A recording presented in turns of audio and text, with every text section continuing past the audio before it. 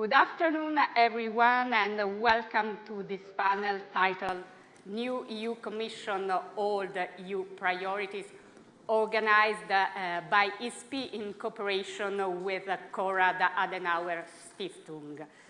I'm very glad to introduce our distinguished speakers, the Minister of Foreign and European Affairs of Croatia, Gordan Grlić Radman, the Minister of Foreign Affairs and Foreign Trade of North Macedonia, Timcho Mucunski, and Katarzyna Sidlo, Director of the Middle East and North Africa Department at the Center for Social and Economic Research in Poland. So, new commission, hopefully in a few days there will be a new commission that is expected to take office in early December. Indeed, on Wednesday, the EU Parliament will vote the new Commission led by Ursula von der Leyen. We have seen that this year, this time, the process has been more difficult than in the past. In any case, sooner or later, the new Commission will be confronted with old and new challenges, both internal and external challenges. At its border, the war in Ukraine remains the main challenge to the stability and the security of the entire European continent. But many challenges also come from the European Mediterranean neighborhood, challenges stemming from ongoing conflicts and crises, from climate change, irregular migration, just to mention a few. But how to turn all these challenges into opportunities for cooperation, I think is the greatest challenge that the new EU Commission will face. Look at the Mediterranean neighborhood, two main questions raise. First, what issues should the new EU Commission prioritize in its relationship with the Mediterranean countries? Second, what approach and what tools should the Commission utilize to promote cooperation? Some of you remember that almost 30 years ago, the Euro-Mediterranean Partnership, the so-called Barcelona process, was launched. And the aim was to create an area of peace, stability, and shared prosperity. It was an ambitious aim. The area is far from being a space of shared prosperity, stability, but the aim remains the same. So my first question to Minister Grlić Radman. Croatia, EU member since 2013, is also a Mediterranean country, and it has a privileged location, position in the region. So from the Croatian perspective, what are the main challenges that the EU is facing in the Mediterranean region today? Please, Minister. Thank you so much, and I am really delighted to be once again in Rome, the city, and which played so important role in Mediterranean, but also in the history, culture, and so thank you so much for invitation. Yes, and Croatia, given its specific geopolitical position, we are not only we are at the crossroads. We are not only in the Mediterranean country. We are Middle European. We are close to also Western Balkans region with the countries we share common history, more than 70 years. And but in 30 years after Croatia was recognized, so we achieved all necessary the most important foreign policy goals. Only what remains, it's an OECD membership, and we are on the way too. And just to start with our neighborhood, our neighborhood is very important for the stability, for the peace, for security, and so on. Croatia is very much interested in and invested a lot of diplomatic, political engagement just to promote European perspective of the Western Balkans, but of course it's also up to the countries to fulfill all their so required their criteria. But when it comes to our neighborhood, our south neighborhood, however, the Mediterranean, the countries around, so they are our partners.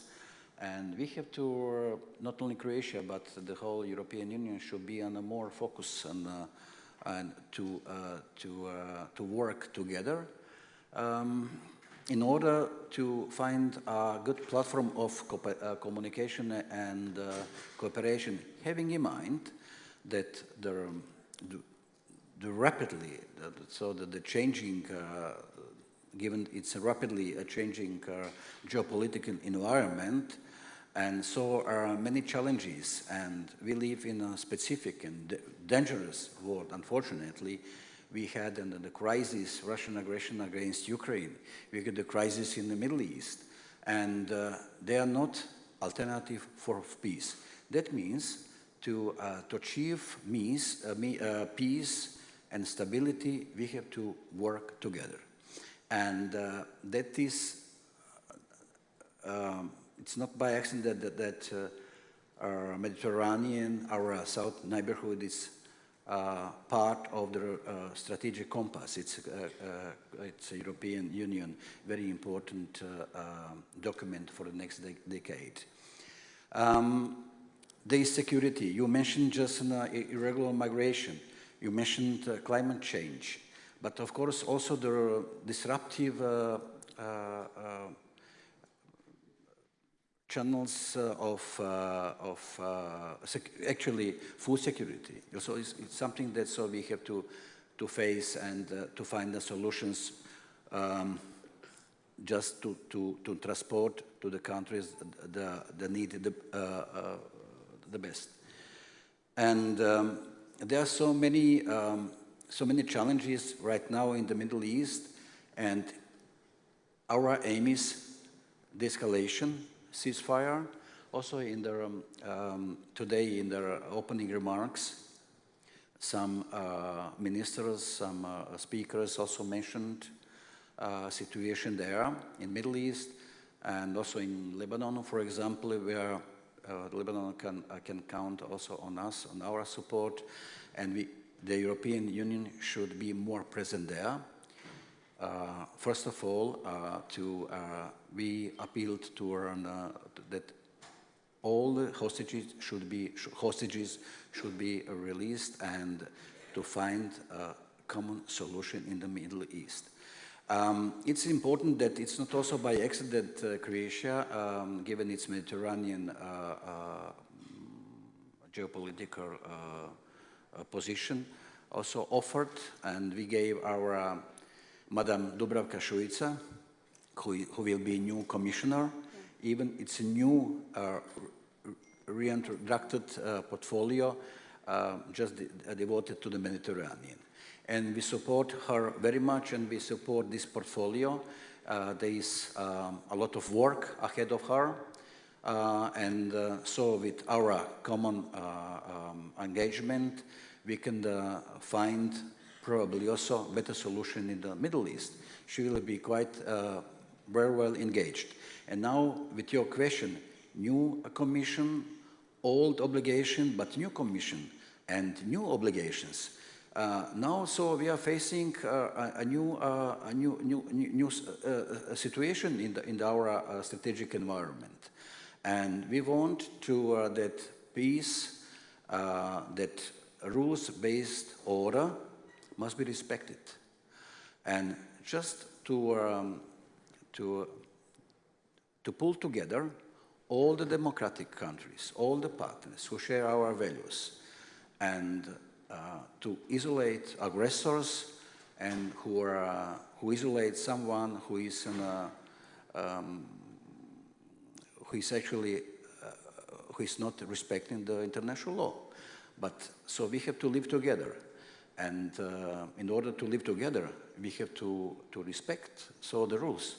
And so the Croatia, so as a country, we had actually also homeland war, and in our experience we know very much that we do not take peace and stability for granted. Yeah. And we fought for our freedom, for our independence, our sovereignty, and we appreciate very much, of course, what we achieved in this regard and 30 years ago. Thank you so much, Minister. So now my question is to you, Minister Muchunski, from the perspective of North Macedonia, which is a candidate country.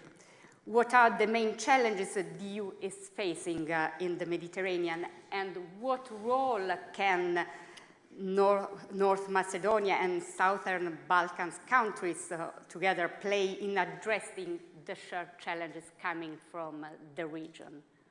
Please. So first of all, thank you. A huge thank you to our colleague, Mr. Tajani. I don't think anybody minds being invited to the beautiful Rome for 2 days. And especially a huge applause to the Foreign Ministry as well as ISPI, the Adenauer Foundation, with which I personally have a very long-standing relationship with, for organizing today's panel and the possibility to discuss such substantial issues. First of all, I echo many of the things that my colleague, Mr. Grlić Radman, reiterated.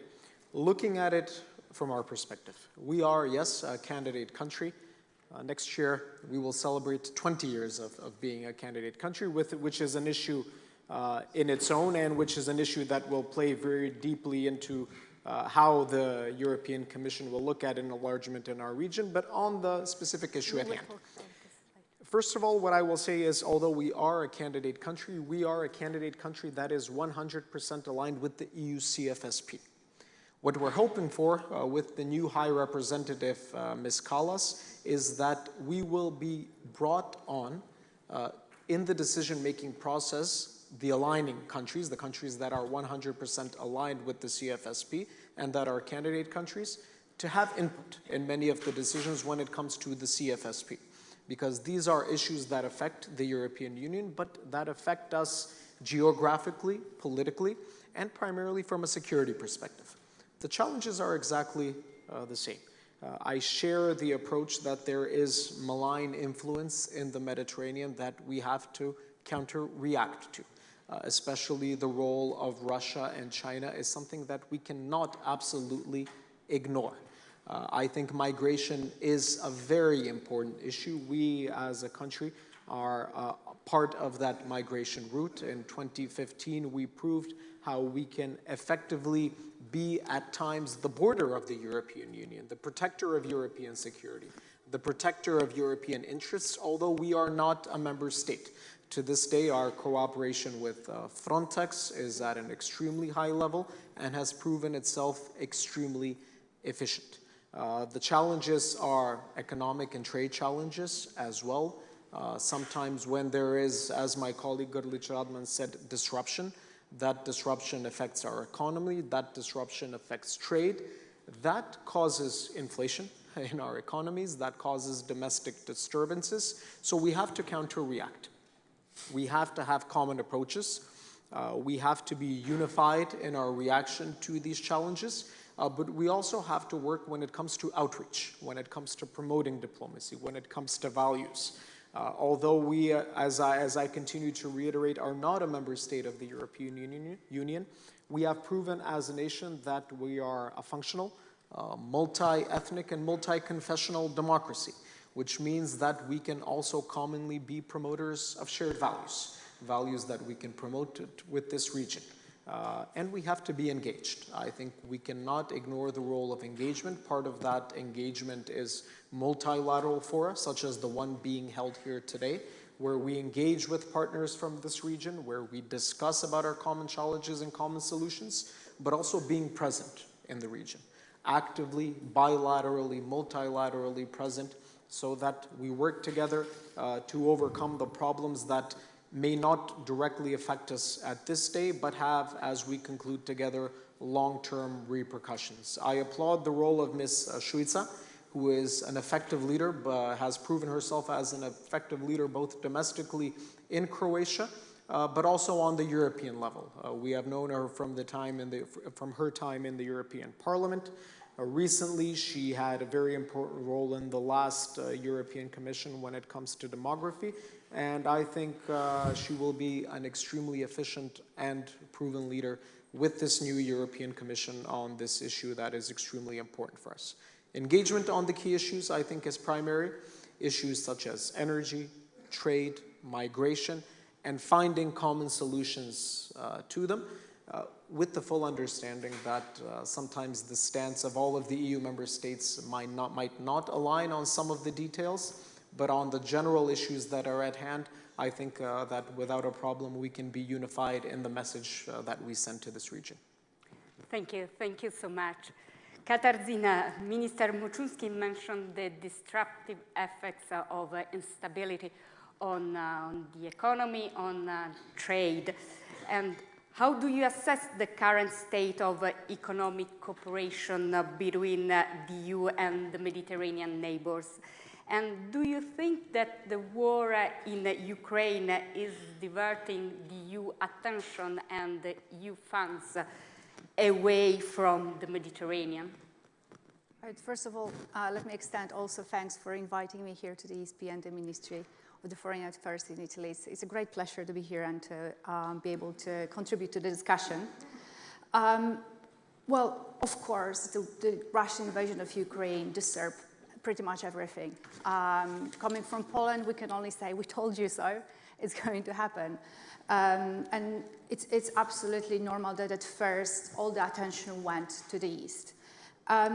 Now, a little bit looking in the midterm, in some ways this attention has really been diverted because, of course, you had to extinguish the fire first. The attention has been also diverted in some ways because the invasion of Ukraine has really had one positive spillover, which is giving a new momentum to the enlargement process. So indeed, this is a very welcome that this is happening, but the enlargement process definitely did take some attention from the southern neighborhood, which is why I think it was a very good move on the current Commission to separate the portfolio for the DG Mediterranean, to focus on the Mediterranean, to include the Gulf states in that portfolio, and to have separate commissioner focusing on enlargement. Those are two different processes, and I think this is a very good move on the part of the new Commission. Of course, the invasion of Ukraine in one way directed the attention towards the Mediterranean, and this is because of the energy issues.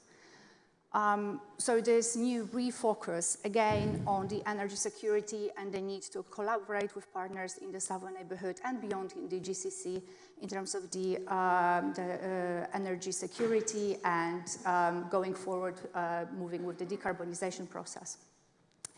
Now, the current state of the economic cooperation is not ideal. I would say for the past years, migration, apart from energy, really took over.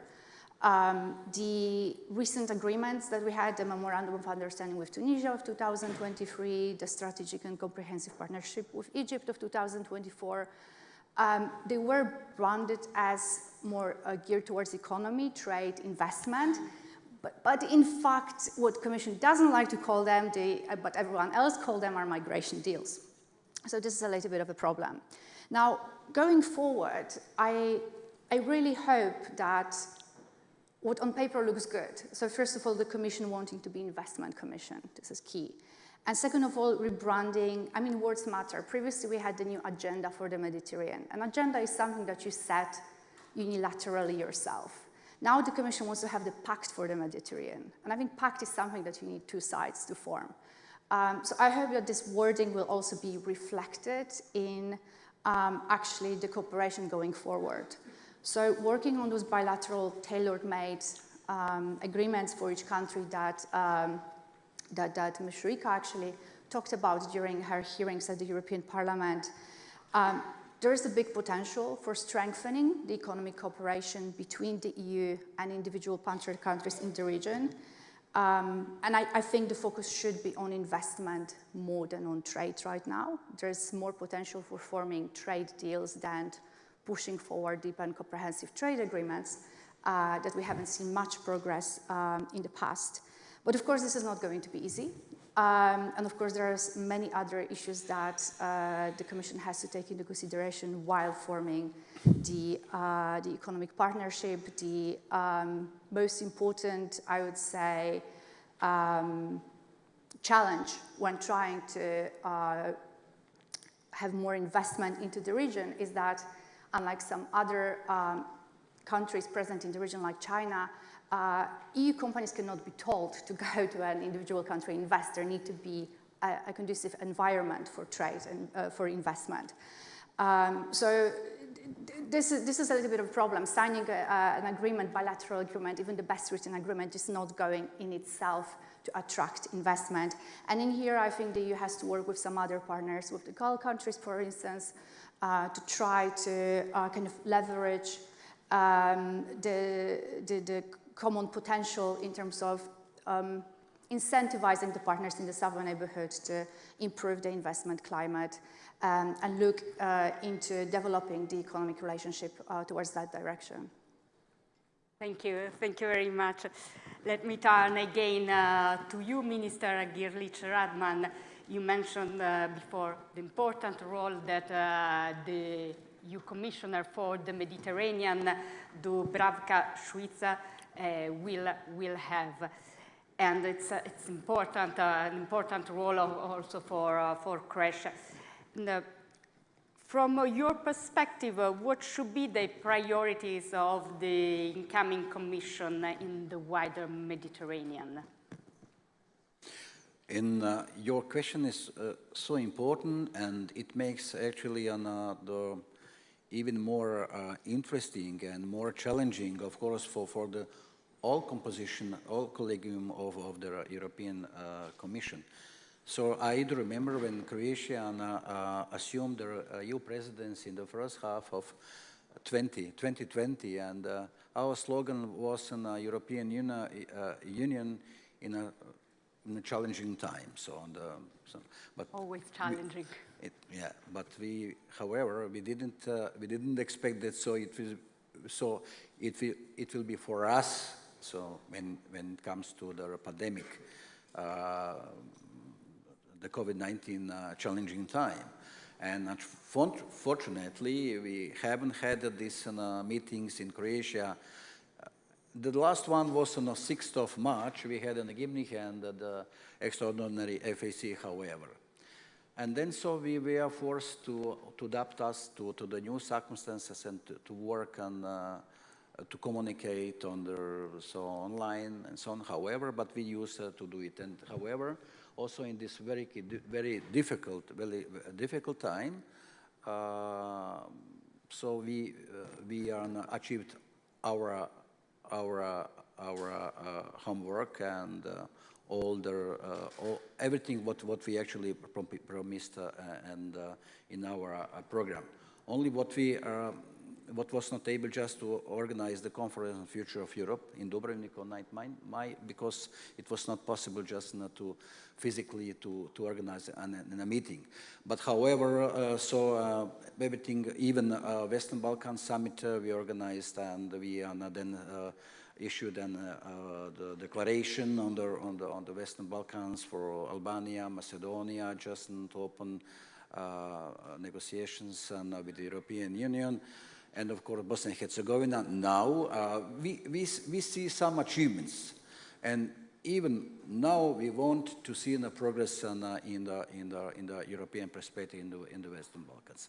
But can we keep in mind that Dubravka Šuica, she kept actually the part of her previous portfolio, namely demography. Also mentioned demography, but with Mediterranean portfolio is something that. It's not only up to her, it's also up to us to support her portfolio, because it is a European one. We are looking forward to her proposal, for example, the EU's post-Gaza strategy for the Middle East, for example, and of course the ways to achieve peace and stability in this region, but also a contribution to the multi-annual support program for the Palestinian Authority is also something that Croatia supports. And we also committed to the joint efforts within the EU Med9. So Med9, they are European Union Mediterranean countries, and Croatia and Slovenia just entered a few years ago. It's really organized for the benefit of the Mediterranean basin, and which need, of course, to remain high on the agenda, EU agenda. But just to mention that there is 45% of the EU population. So its composition, 9 countries, that means 45% of the EU population. It really demonstrates that a leverage, and that Mediterranean through EU Med became energy hub. Yeah. Energy hub, it's very important, and Croatia can contribute in this regard. Croatia became our energy hub for the region and beyond. Just to mention that as of 1st January 2021, we opened the LNG terminal on the island of the Kirk. And at that time, so our humble capacity was 9.2 BCM. But after the Russian aggression against Ukraine, phasing out our dependency on Russian oil and gas remained crucial, and that Croatian government decided on just to double down its capacity up to 6.1. Not only gas, but also there is an JANAF, Adriatic oil pipeline. It could also just, it's good to see my colleague from Slovak Republic. We just discussed it, and when I visited bilaterally, when we met in Bratislava, we can just deliver and to ensure the needs of Hungary, for example, of Slovak Republic, and of course the countries of the Western Balkans. But also, I like also to mention, when it comes to the Mediterranean, when it comes to MENA, it's Middle East, North Africa, the important role of GCC. We recently have the summit of GCC. I think we do see that the countries of GCC can contribute and can be, there are importance for finding a common solution when it comes to the finding the peace and stability in the Middle East. And of course, also you mentioned once again Dubravka Šuica.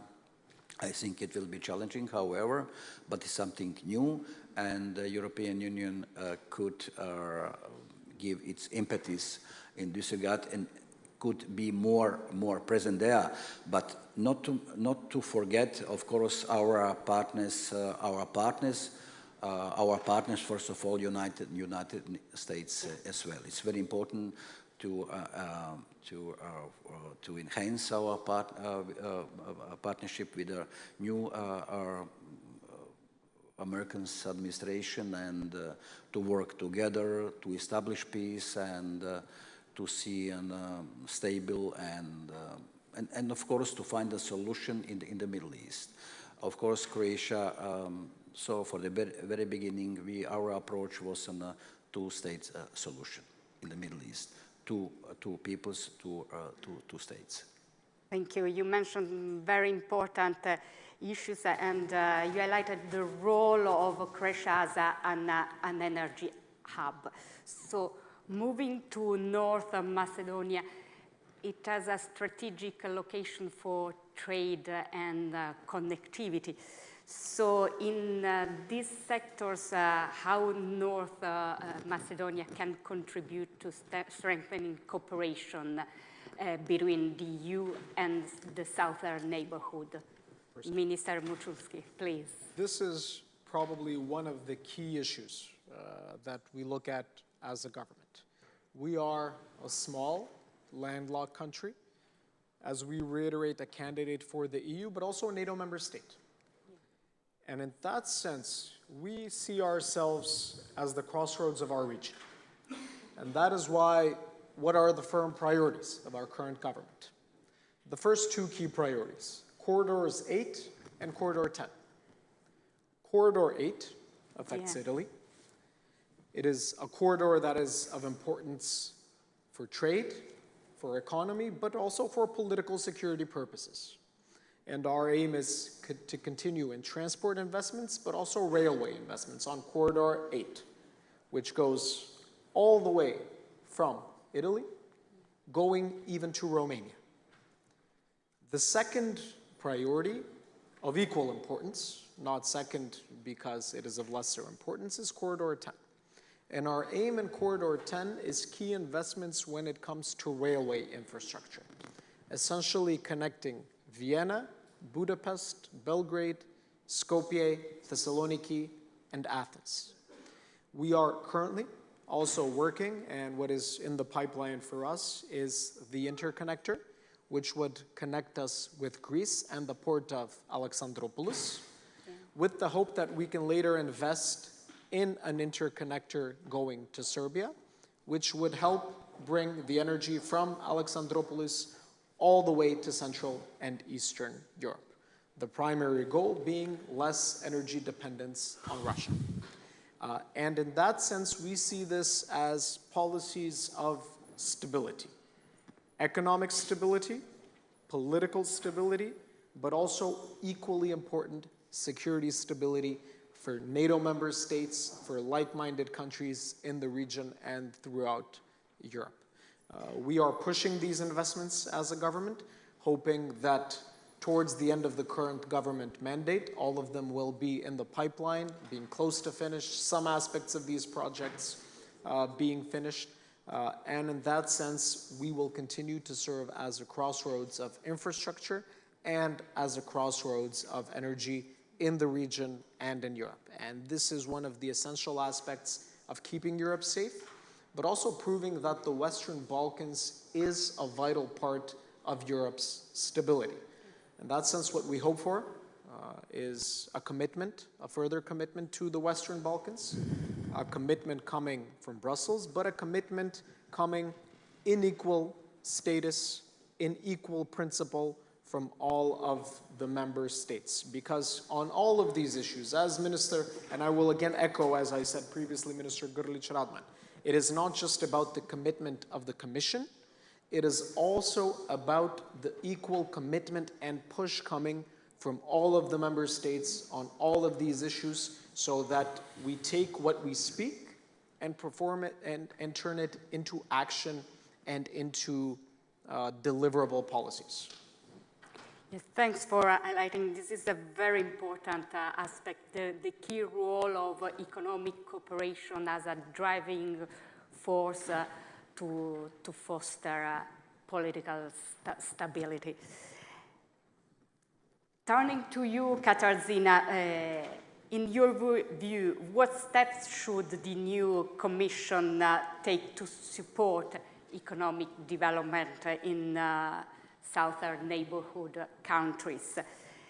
And how can these countries help from their side the EU achieve its goal, especially in energy security, resilience of its value chains?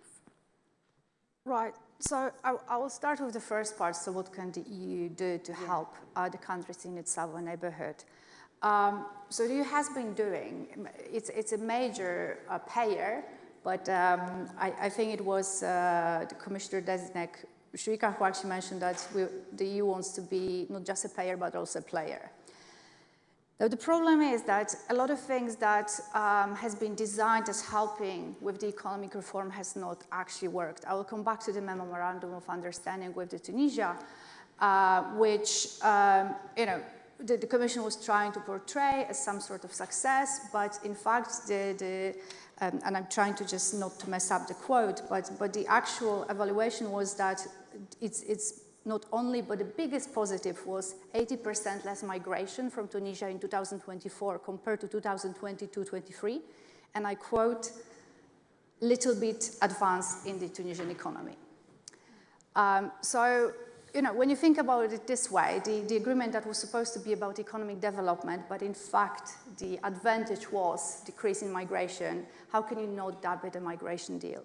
The problem is, of course, not just on the EU side, because you need partners in the Southern Neighborhood who are willing to implement the reforms in order to improve the economic situation. And this is not easy. I understand that the Commission is now working with Jordan and Morocco to try to sign similar agreements, comprehensive and strategic agreements. And perhaps with those partner countries, it will be a little bit easier to find common fields of cooperation. With Morocco, for instance, the energy portfolio will definitely play a big role. With some other partner countries like Egypt, equally, the economic reforms have not come by. So here the EU is working kind of hand to hand with the IMF. But the problem from the Egyptian side is that because the economy is, well, it's too big to fail.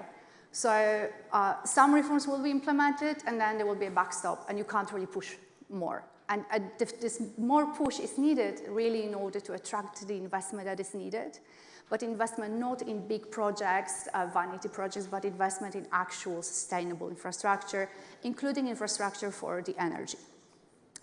So this is not really an easy job. I said before in my first answer that there's perhaps some scope for cooperation with the partners in the Gulf to come together and try to push for certain reforms that are less politically sensitive, but definitely will have the benefit of attracting more investment.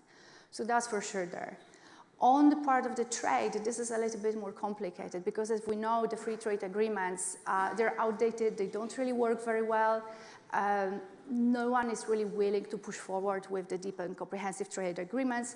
So perhaps, again, the conversation should shift both to investment and to talking about trade, not in goods, but in services.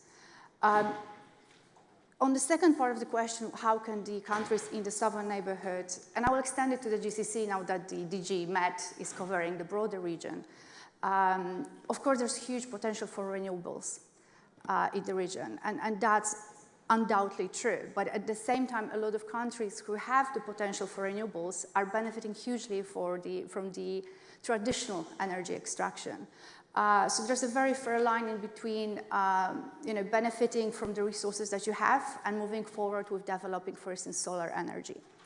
I would say that one thing to bear in mind for the future, for instance, when developing hydrogen, is that the Europe should bear in mind and be sensitive to the fact that the energy, clean energy produced should also be used in those countries, not just transferred to the EU, so that the countries in the region continue to use polluting energy and the clean energy is transported directly to the EU. It really has to be a win-win balanced kind of deal. I understand there's a kind of new overarching program, the Trans-Mediterranean Energy and Clean Tech Cooperation Initiative. I just hope it will become an umbrella for all the other initiatives and not another one, because sometimes, frankly, it's a little bit difficult to understand which project is focusing on what. Yes, I will stop there right now. Thank you, Katarzyna. I see that we have time for a third round of questions. So I turn to you, Minister Grlić-Radman, with a more specific question about Croatia and what role can Croatia play in the security of Western Balkans and Europe, because we talk about stability, security, and we would like to know a bit more on the role of Croatia. So if you see that after the dissolution of former Yugoslavia, only Croatia and Slovenia achieved its membership in European Union. Some other countries from the Western Balkans are also the members of NATO, for example, like Macedonia. In effect, So Croatia could be a role model for the West Balkans, and we are really there. It's it's natural that so it's in our interest to have a stable, peaceful, institutional and functional Western Balkans. So the European border, it's the longest Schengen border in Croatia with Bosnia and Herzegovina, more than 1,000 kilometers. And Croatia is, as of 1st January 2022, under 2023 in the Schengen zone, and we also introduced euro as a Croatian national currency. So we are full integrated in the European Union. We are loyal member of NATO. We are completely on the side of the rules of law, democracy, and as I mentioned, it's not Croatia, it's the other countries who claim or who perceive that Croatia is a success story. And we are very privileged to the fact that so we are considered as a success story. I think a lot of work,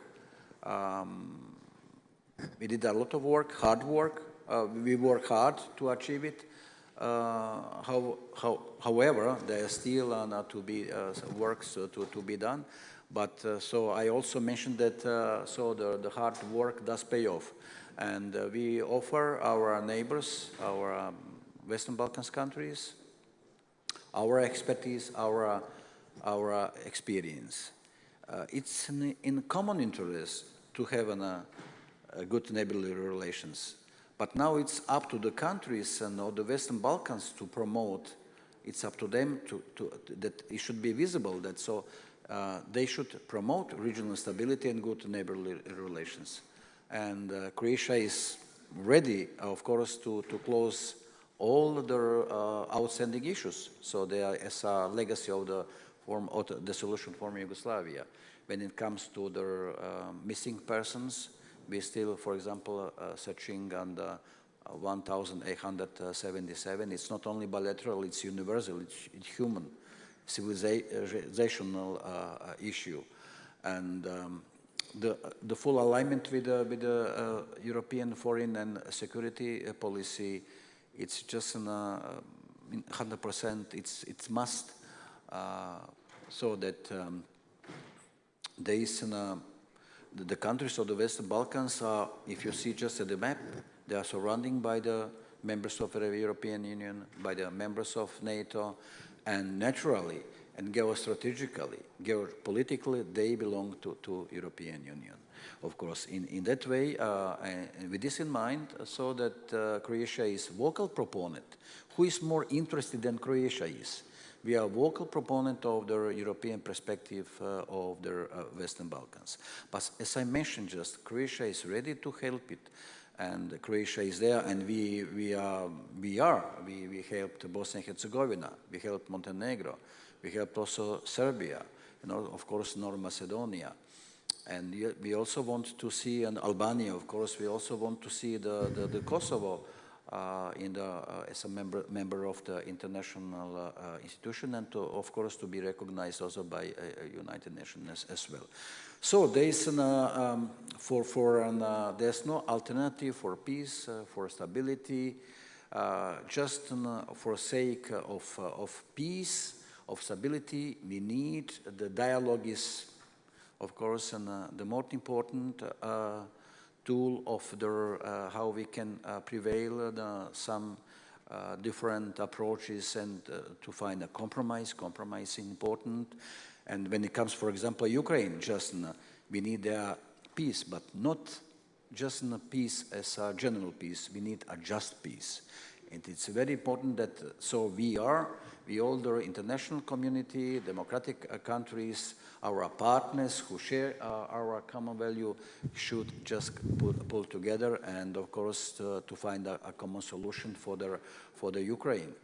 And so everyone sufferings there. First of all, civilians one. Thank you. In the framework of the EU enlargement, we know that North Macedonia is a candidate country, and what are your priorities in advancing your country integration into the EU? So when it comes to this issue, and especially the context of what this discussion is about, the role of the new commission, I would mention a term used in a bit of a different context this morning by our wonderful colleague from the United Arab Emirates. Our colleague Reem mentioned a trust deficit. And to be very honest, there is an existing trust deficit in our region about sometimes the objective intentions of the EU for enlargement. We know there are countries such as Croatia which will push this issue. But is the unanimity honest? And this is something that it's a battle we need to fight together, coming from a government that is pro-EU, that within the first 5 months of his mandate has retained a policy of being 100% aligned with the CFSP, that has a policy of fully supporting Ukraine, that within a month and a half of its formation managed to adopt what Commission President von der Leyen labeled an excellent reform agenda, which opened us up to the EU's growth plan. Yes, we see a new momentum after the war in Ukraine, but at the end of the day, it has been many years since the EU has delivered on enlargement. And it is not enough to just have rhetoric. It is not enough to just have fine words. But we need to see delivery on the basis of values, on the basis of issues such as alignment with the CFSP, on the basis of issues such as whether or not we have reformed our system of rule of law, the fight against corruption, issues such as alignment with fisheries policy, agriculture policy. But at the end of the day, we also need very openly to speak about the far too prevalent existence of bilateralization of the EU enlargement process, something we as a nation have been the utmost witness to. I remind my interlocutors all the time, in 30 years since our independence, we are a nation that has changed its flag, its currency, its constitution several times, a nation that has changed its name, and a nation that is not being allowed to open accession negotiations yet again because of another bilateral request. And in this sense, what we're hoping for from the new Commission as well as the member states is the push of a merit-based approach. Alignment with the CFSP, as I said. Alignment with the acquis communautaire. How much of the reforms are being done? We will, as a government, push on these issues because we see these issues as the fundamental part of our path towards EU membership. We will be a government that will deliver, that will practice what it preaches, and in this sense hope that both from Brussels, but as we say yet again, from the member states, there will be recognition of what is being done tangibly on the ground to protect these over-prevailing values that we have that are mutual and that will move not just our region, but our whole continent forward towards the future. Thank you. So let's see what will happen in the next 5 years with the new Commission. So Katarzyna, last question is for you. We talked extensively about the EU policies towards the Mediterranean, but let's try to change the perspective. And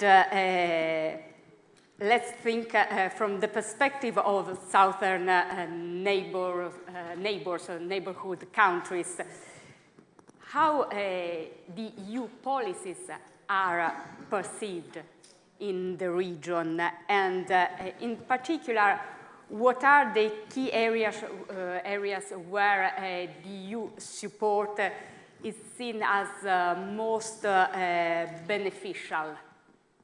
Over to you, please. Thank you. I mean, I think I have to start with what Minister was saying about trust. I think there's a lot of trust issues in the southern neighborhood as well when it comes to the EU policies.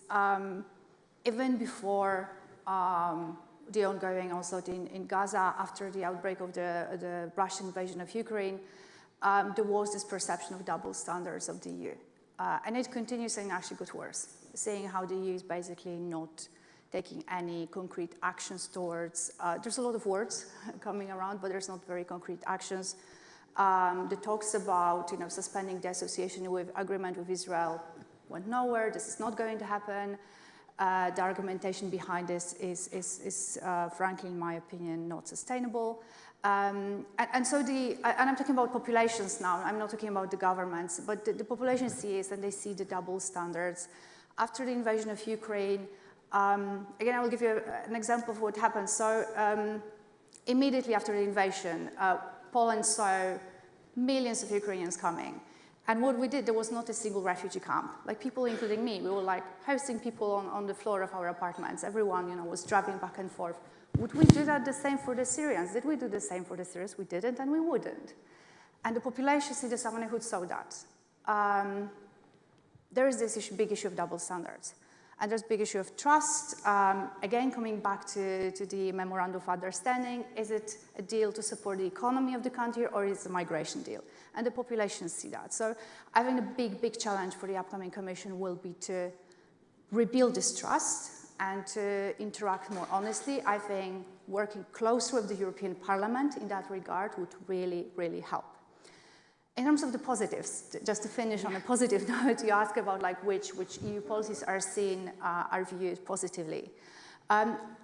There is, I think, slight improvement in the perception of the EU's kind of financial engagement. There was a question before, and it's still there, about how visible the EU projects are, how visible EU help is compared, for instance, to the US engagement or Chinese engagement for that matter. So there's slight improvement on that.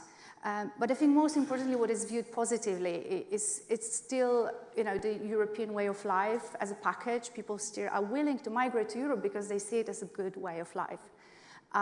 It's just that we can't contain this good way of life within our borders, and we can't pretend we're trying to promote it while, in fact, in the back pushing our own agenda. Again, agenda. I think that the new pact should be really a pact, should be really a conversation between the two. But it will take a lot of time and it will take a lot of efforts to rebuild the trust in the European Union and its policies within the populations in the southern neighborhood. Thank you so much, Katarzyna. I agree there's an issue of trust, of double standards. There's also an issue of knowledge, because in many countries, people don't know what the EU does and what the EU policies are for the region.